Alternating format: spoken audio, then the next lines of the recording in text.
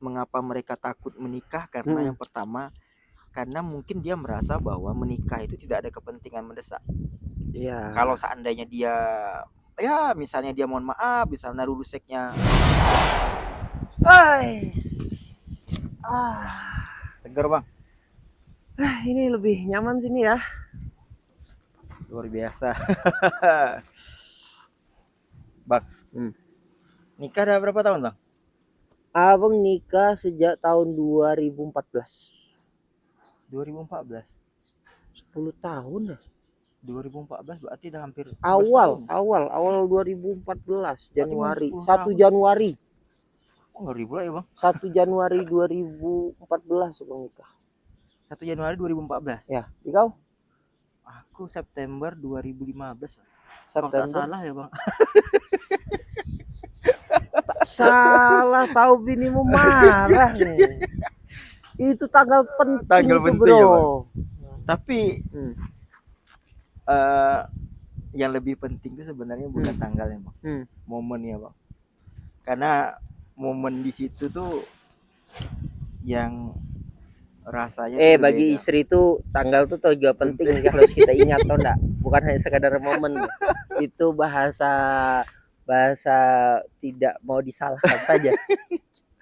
Jadi karena kan kami gini bang, ada beberapa momen kami itu kami justru tidak ada anniversary dan sebagainya. Ya. Karena menurut kami itu setiap hari itu anniversary. Cie. Pembelaan bang. Iya.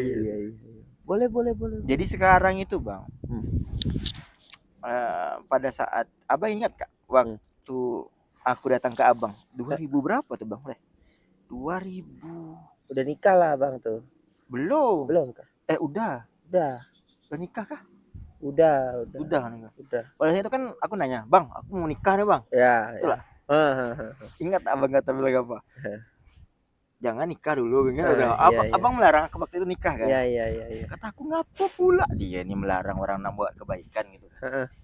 Tapi pada saat itu baru setelah 2014-15 aku baru paham. 15. Ya.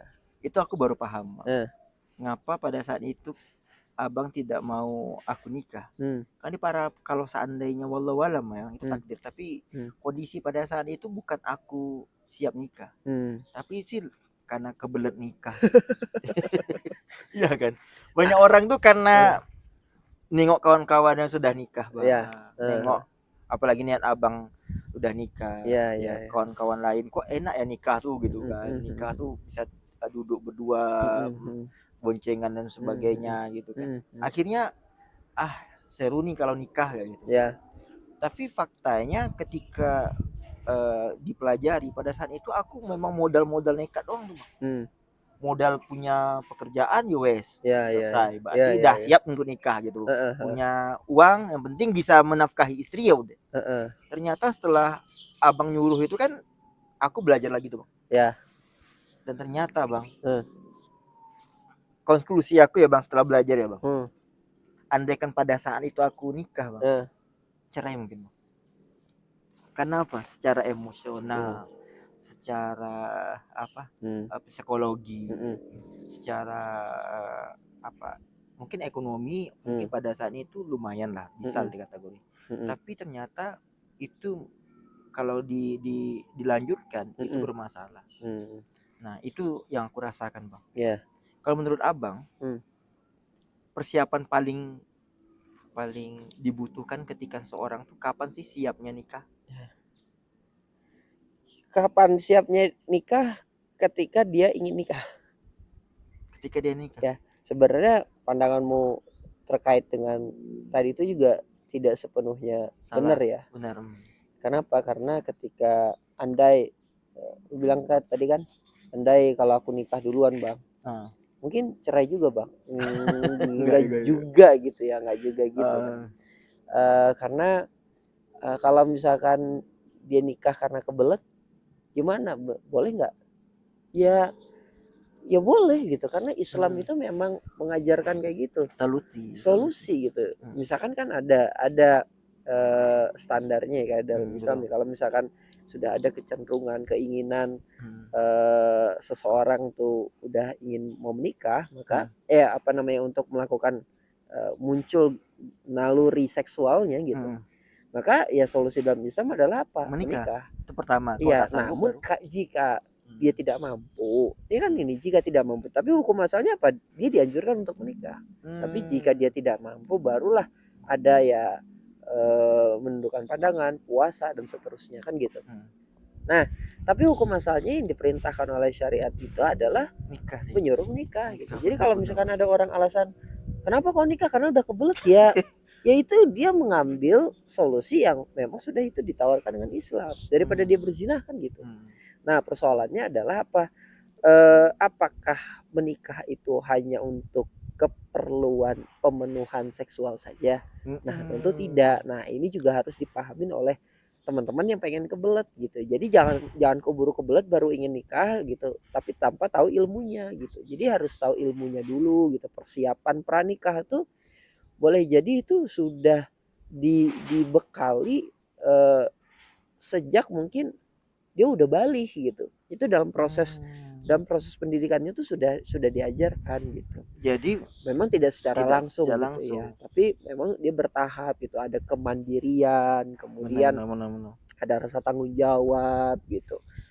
Nah itu yang harus ditanamkan gitu. Pada kita atau apa kan kalau kita nggak lagi lah ya, betul. Kita ditambah ilmunya gitu ya pada anak-anak kita atau generasi ini teman-teman yang masih mahasiswa atau pelajar gitu. Itu ilmu menikah itu gimana ya sekarang gitu dipelajari. Jangan 1 bulan mau nikah habis itu baru belajar. Enggak gitu. Kenapa? Karena proses pembelajaran terkait dengan hubungan suami istri itu bahkan itu terus berlanjut sampai dia menikah gitu. Bahkan kalau udah kita menikah nih perlu belajar lagi, perlu belajar di buktinya kan video kita sebelumnya kan baca bagaimana ternyata sederhana gitu menyenangkan istri betul. Dengan memuji dia atau dengan memanggil dia sayang gitu. Kita tuh kadang lupa ya gitu. Lupanya apa? Waktu mungkin masa jahiliyah pas pacaran aja bilang dia sayang gitu. Betul. Pas udah nikah nggak pernah bilang sayang lagi. Pas pacaran aja pakaian kita steady, harum gitu kan. Tapi sudah nikah udah seadanya. Begitu juga istri kan nggak kayak gitu. Justru ketika kita sudah menikah itu menyenangkan istri, menyenangkan suami itu bagian dari pahala. Ya Bang. Selain kita terpenuhi kebutuhan nalurinya, kita juga diberikan ganjaran oleh Allah, dapat pahala dan pahalanya itu besar nih. Betul. Pahalanya itu ya itu nggak bisa dilakukan sendiri, kita harus berdua.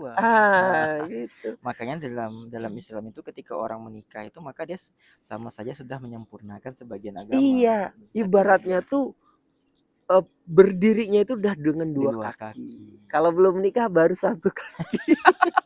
Tapi memang tuh kalau dia menikah 4 5 kaki gitu ya.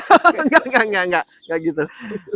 Jadi kemarin pada saat itu sih yang alhamdulillah Bang, pada saat itu mungkin kalau orang bilang kebelet itu kan artinya mereka itu bukan atas dasar pemikiran bahwa bukan dasar keimanan. Jadi lebih cenderung karena dasar dorongan dari luar yang menyebabkan dia terkadang menganggap bahwa pernikahan itu kan enak-enaknya kayak di film-film ketika nikah tuh sebagainya. Tapi mereka dia tidak ada mempersiapkan buruknya dalam pernikahan sih Bang. Karena ada konflik, belum lagi dengan keluarga perempuannya, belum lagi dengan anak-anak dan sebagainya. Tapi muncul pula sekarang, orang tuh karena fenomena itu. Kalau dulu kita kan banyak orang siap nikah. Sekarang itu malah takut nikah. Ada pula tuh ya. Iya. Padahal kalau kita lihat nikah itu kan menyempurnakan sebagian agama, menyempurnakan bla bla bla banyak kan. Muncul pemahaman orang takut nikah. Menikah tuh enak kan Bang? Gini, kenapa orang tidak memilih menikah atau boleh katakan takut menikah gitu? Karena dia sudah dapat memenuhi kebutuhan halus seksualnya tanpa menikah. Astagfirullah. Jadi ya buat apa nikah lagi? Tuh juga aku pengen nge-seks tuh bisa kok gitu dengan pacar, dengan cewekku gitu. Jadi ya nggak perlu gitu. Nah itu yang menyebabkan orang merasa tidak perlu menikah, karena seolah-olah menikah itu hanya aktivitas seksual saja. Padahal substansinya menikah itu bukan hanya aktivitas seksual, tapi aktivitas apa coba? Banyak gitu. Jadi kalau dalam Islam tuh menikah itu aktivitas apa? Substansi dari menikah itu adalah apa? Melanjutkan keturunan. Oh, bukan mendekatkan diri kepada Allah. Bukan hanya sekedar untuk memenuhi kebutuhan naunya saja. Bukan hanya itu gitu. Jadi lebih kepada kedekatan dia kepada Allah, ingin beribadah pada Allah, menjaga diri dia agar tidak rusak, maka Allah suruh dia nikah, dia ikutin nikah. Oh, berarti alasannya Allah. Alasannya karena Allah. Iya, alasannya karena bagus. Allah. Kemarin itu kan belanja dengan istri kan. Iya. Istri pertama, kedua. Satu ya tak habis banget. Jadi kan emang mau dihabiskan istri? Bahaya. Kalau alasan itu bagus Bang. Yang buat suami-suami kalau mau dibelikan oleh istri itu. Iya. Itu harus masukkan unsur lillah. Iya. Pergilah ke mall kan. Bun gitu. Iya. Kebayang tidak kalau seandainya ayah itu kan sering subuh-subuh tuh ngantar Ustadz Toha ceramah. Iya. Kadang dingin gitu Bun. Iya. Kadang maklum lah kan subuh tuh kan menyebabkan kita tuh kadang tidak semangat gitu. Iya. Jadi solusinya gimana ya? Kan dia nanya Iya. Gimana HP baru? Kenapa gitu? Baju baru. Iya. Ngapa HP baru? HP baru untuk dakwah Bun. Iya. Jadi kita biar podcast. Iya. HP lama kameranya tak bagus. Tak bagus. Jadi HP baru perlu kamera. Itu kan alasan yang masuk akal kan Bun? Iya. Bayangkan Bun, kalau seandainya ayah tidak ada jaket baru. Iya. Jaket yang mana ya? Iya. Jaket yang baru. Ini yang ini Bun. Merek ini. Keren nih. Masuk ya. Sama kayak kemarin. Mau ini kan, karena kan keuangan kita nih kadang setiap orang nikah itu kan kata Ustaz Dwi Condro. Iya. Ngapa kemudian alasan beliau setiap gajian itu dipegang oleh istri. Karena yang pertama Bang, biar waktu hisap tidak banyak. Betul juga ya. Oh iya. Istri yang mengeluarkan maka suaminya kan tidak dihisap lagi. Ya Allah, sudah aku kasih sama istri ya Allah. Silakan tanya dia gitu. Silakan tanya dia. Karena kan katanya lebih sedikit hisapnya. Iya. Kita udah banyak dosa kan. Betul. Jadi kalau misalnya itu bahasa menghibur diri atau gimana? Betul juga dalam hati kan. Jadi tapi ini kalau misalkan istri susah betul diminta, iya. Keluarkan dalil ini juga bisa gitu ya. Gimana tuh, Pak? Nih, nanti daripada Umi repot hisapnya, mending kita bagi 2 aja biar sama-sama kita dihisap ya. Karena Umi sayang sama, karena Abi sayang sama Umi, biar Umi nggak lama dihisapnya oleh Allah Subhanahu Wa Taala. Gimana kalau kita bagi 2 ya? Itu lah gitu. Kata Ustaz Dwi Condro gitu. Biar lebih mudah untuk ini. Karena kemarin itu kan kalau minta kan karena dipegang oleh istri. Jadi setiap keluar tuh kan harus ada proposal. Iya. Di WA dengan istri. Wahai istriku, maukah engkau ketika tidur pahala terus mengalir? Iya. Terus maukah engkau ketika engkau istirahat, makan, semuanya tapi terus mendapat transfer pahala? Iya. Langsung dia telepon. Iya. Telepon dia. Mau apa? Gini Bun, besok tuh ada acara mahasiswa. Jadi kita tuh harus support kayak gitu. Iya. Itu masuk. Jadi langsung cair Bang. Masuk langsung ya. Oh ternyata itu ya. Makanya kemarin Bang. Jadi negosiasi itu harus ada Bang. Iya. Walaupun kita sudah suami istri, justru ketika ketika komunikasi kata Abang tadi ya, yang salah satu yang dipelajari ketika ini adalah komunikasi. Iya. Sama podcast sebelumnya. Kadang komunikasi menurut laki-laki itu ada sesuatu yang hal yang wajar, tapi bagi perempuan itu agak sensitif. Iya, sangat penting. Artinya sangat luar biasa ya Bang ya. Nah, kembali lagi Bang, berarti tadi kan karena mengapa mereka takut menikah karena yang pertama karena mungkin dia merasa bahwa menikah itu tidak ada kepentingan mendesak. Iya. Kalau seandainya dia ya misalnya dia mohon maaf, misalnya ruseknya lagi membludak dan sekarang tuh sebagainya, juga ya udah. gini di kenapa orang juga berat untuk nikah tuh repot, nikah tuh mahal di. Iya sih bang, Nikah tuh mahal. Nikahnya mahal atau keinginannya mahal nih untuk ini nih? Sebenarnya nikahnya tuh mahal juga karena gini kan, orang kan dituntut juga nikah tuh harus pesta, iya betul, harus ada uang ada hantaran, uang apa kalau namanya, jujuran kayak kan. Kalau apa namanya, ini keluarga mintanya pengen inilah, pengen itu lagi betul. kan gitu. Jadi sebenarnya kalau hanya sekedar melengkapi syarat hukum syarat saja nikah itu simple. Apa coba? Cuman ada syaratnya, ada mempelai Ada laki-laki perempuan, ada kemudian walinya, tadi ada saksinya, ada mahar. Udah udah cukup itu betul aja betul kan. betul betul. Mahar tuh ya kan bisa dinego sama Iya calon betul betul istri. betul Udah betul. jangan mahal-mahal lah Oh gitu betul. kan. Kalau mau nikah cepat lah bang. Gitu. Ya 1 gelas aku aja gitu ya. Atau 1 kilo madu gitu ya. Ya kan simple gitu. Iya betul betul Ya kalau betul. dia redo ya sudah gitu kan. Tambah lagi keluarkan hadisnya Rasul kan, sebaik-baik perempuan adalah yang meringankan maharnya untuk suaminya kan gitu ya. Itu dalil. Dalil supaya apa? Supaya maharnya murah kan gitu. Betul, betul, betul. Nah, tapi kan yang mahal itu apa? Gengsi. Yang mahal itu prosesi pernikahannya itu yang membuat itu mahal. Akhirnya ditambah lagi pemahaman terkait dengan substansi pernikahan itu yang kurang gitu. Akhirnya apa? Akhirnya udahlah ambil jalan pintas saja. Lu kan cuma pengen ngesek aja gitu. Ya udah daripada nikah repot, akhirnya orang ambil jalan pintas deh. Nah, gitu. Apalagi belum lagi dilihat lagi hubungan rumah tangga juga orang lebih bahagia orang pacaran daripada orang berumah tangga. Lihat lagi kan. Jadi ada rasa ketakutan orang untuk menikah gitu. Jadi kalau seandainya kita hanya menganggap bahwa pernikahan itu adalah sesuatu hanya apa ya, hanya sekadar memenuhi kebutuhan saja, tanpa didasari dengan ilallah tadi, maka hakikatnya pernikahan itu nggak akan bertahan lama sih bang. Nggak akan bertahan lama juga, nggak akan bertahan lama. Karena dia merasa bahwa untuk apa kalau misalnya nikah, ya dia menganggap bahwa pernikahan itu kan capek bang. Capek yang gimana coba capek? Dia harus yang tadi dia ngurus sendiri, dia harus ngurus istri, ngurus anak dan sebagainya. Istri juga yang tadinya dia cuma ngurusin urusan dia gitu ya. Mungkin waktu dia gadis sempat make up, sempat perawatan diri gitu. Pas dia nikah udah nggak sempat lagi kan. Belum gitu. lagi suami yang mungkin ego akhirnya dan sebagainya. pandangan gambaran-gambaran seperti itu itulah yang membuat orang jadinya takut menikah. Tapi padahal substansinya ketika dia memahami hakikat dari menikah itu justru dengan repotnya dia ngurusin anak, ngurusin suami gitu kan. Bahkan di urusan dia sendiri tidak sampai terurusi gitu kebutuhan dirinya. Tapi kalau dia tahu, wah itu pahalanya besar sekali Betul sih bang. Sebenarnya dia perempuan itu paling mudah masuk surga. Tahu nggak kenapa? Apa bang? Dibanding laki-laki, perempuan tuh lebih mudah masuk surga. Apalagi kalau dia udah menikah. Kalau dia udah menikah cukup 2 aja syaratnya dia. Dia beriman kepada Allah, taat sholatnya, tidak pernah tinggal. Habis itu apa? Taat sama suami. Udah, iya betul. Udah cukup itu aja.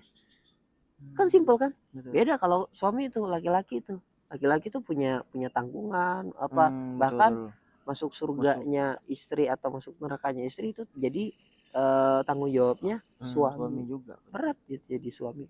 Tapi juga ketika walaupun berat seperti itu, tapi pahalanya, peluang kita mendapatkan kebaikan dari berumah tangga itu juga besar. Bagi laki-laki tadi bagi perempuan kan dia lebih mudah masuk surga dengan taat aja, cukup taat saja dia pada suami gitu. Nah, muncul begitu juga dengan suami gitu. Kalau suami dia mungkin punya tanggung jawab atas istrinya gitu. Tapi akan banyak kebaikan-kebaikan yang dia dapatkan dari hubungan berumah tangga tadi. Dengan dia mendapatkan istri yang soleh, yang taat tadi kan, wah itu terjadi ketenangan psikologis pada suami. Misalkan di luar pernah hancur, pernah kecewa, pernah gagal gitu. Tiba-tiba pulang gitu kan, ditenangkan oleh istri, sabar Bi, tenang, kita sama-sama kok. Itu kuat lagi. Tapi kalau pulang jumpa istri, pulang nggak, wah beda. Gimana? Makanya disitulah perlunya satu visi dalam rumah tangga. Makanya penting selektif dalam mencari pasangan tadi gitu. Jadi bukan hanya modalnya cantik, ganteng, kaya, enggak tapi yang perlu diseleksi mencari pasangan itu adalah apa? Kesamaan visi dalam berumah tangga. Masya Allah. Nah, jadi ketika dia sudah satu visi dalam berumah tangga, insya Allah itu apapun ombak, badai yang berhadang itu dia akan sama-sama mengarungi. Karena dia visinya sama-sama mencari Visinya Allah sama tadi. gitu. Tapi beda kalau misalkan dia menikah karena gantengnya, dia menikah karena tajirnya. Maka iya repot sih ini kalau hilang itu maka hilanglah rasa cinta dan kebersamaan tadi gitu.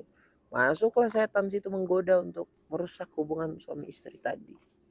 Betul sih Bang. Tapi Bang betul, Abang merasakan gak? Mengapa dalam Islam itu ketika kita ibadah paling tinggi itu adalah ketika kita berumah tangga. Coba Bang, kalau kita belum nikah memberi sedekah, mohon maaf 50.000, 10.000 gitu berat. Ya. Tapi ketika kita sudah berumah tangga, ketika anak kita minta duit, istri kita minta duit dan sebagainya, itu kan rasanya tenang aja. Ini ya. Iya. Itu bagian dari dan itu bagian ikhlas yang luar biasa tuh Bang. Kita tak merasa bahwa berat untuk melakukan itu. Betul. Dan kita merasa bahwa kita wajib melakukan itu. Nah, itu yang menurut Adi ujian. Ini yang mengapa dikategorikan. Harusnya ini motivasi sih Bang. Tapi lagi-lagi kata Abang tadi kan tidak semua orang punya pemahaman pemikiran seperti itu.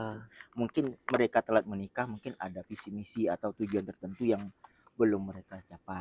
Bisa jadi ya Bang ya. Kita pun tidak ada menganggap bahwa ketika orang telat menikah itu buruk. Enggak, karena satu karena mungkin jodohnya gitu kan. Tapi kan yang dinilai itu gini yang dinilai itu ikhtiar kita gitu. Menikah itu masanya menikah, jodohnya itu kan itu udah ditetapkan oleh Allah Subhanahu wa taala gitu ya. Kapan waktunya, siapa jodohnya itu udah ditetapkan. Tapi yang perlu diupayakan areanya manusia kuasai itu apa? Dia memilih dan ikhtiar dia bagaimana mencari pasangan tadi.